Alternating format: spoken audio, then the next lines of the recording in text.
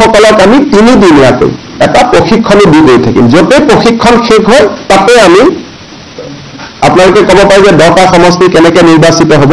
অৰ্থাৎ যতে প্ৰশিক্ষণ শেষ হয় তাতে আমি টকাটো দিয়া আৰম্ভ কৰিম 1 এপ্ৰিল তাৰিখে বিহালী বিধানসভা সমষ্টিত আমি প্ৰথম হিতাধিকাৰীসকলক এই আঁচনিৰ প্ৰথম 10,000 টকাৰ কিস্তি প্ৰদান কৰিম বিহালী সমষ্টিত 23,000 মহিলা এই আঁচনিটোৰ বাবে ইতিমধ্যে নিৰ্বাচিত হৈছে আৰু এই 23,000 মহিলাক আমি একোখনকৈ চেক দি আমি তেওঁলোকক সিদিনাখনে সভাতে আমি তেওঁলোকক চেক এখন দি দিম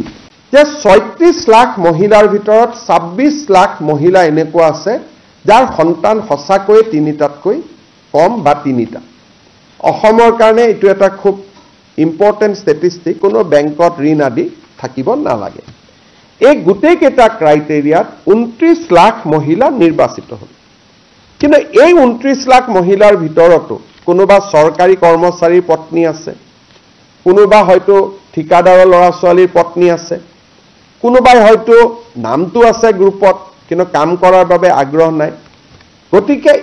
এই ফাইনেল পৰ্যায়ৰ সিলেকশনটো এতিয়া আৰম্ভ হৈছে যত 29 লাখৰ পৰা আমি 26-27 লাখ মহিলা চূড়ান্তভাৱে নিৰ্বাচিত হ'ব 31 মাৰ্চ তাৰিখৰ ভিতৰত যেহেতু বাজেট 1 এপ্ৰিলৰ পৰা আৰম্ভ হ'ব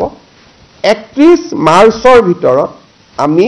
29 লাখৰ পৰা ফাইনেল যেটো চেকিং সৰকাৰী কৰ্মচাৰীৰ পত্নী সৰকাৰী কৰ্মচাৰীও তৃতীয় আৰু চতুৰ্থ শ্ৰেণীটো আমি লব দিছো যে তৃতীয় আৰু চতুৰ্থ শ্ৰেণী যদি হয় তেওঁলোকে লক কোনো আপত্তি নাই দ্বিতীয় আৰু প্ৰথম শ্ৰেণীক আমি মাইনাস কৰিছো ঘৰত যদি বাস ট্ৰেক্টৰ আছে সেইটো আমি মাইনাস কৰিছো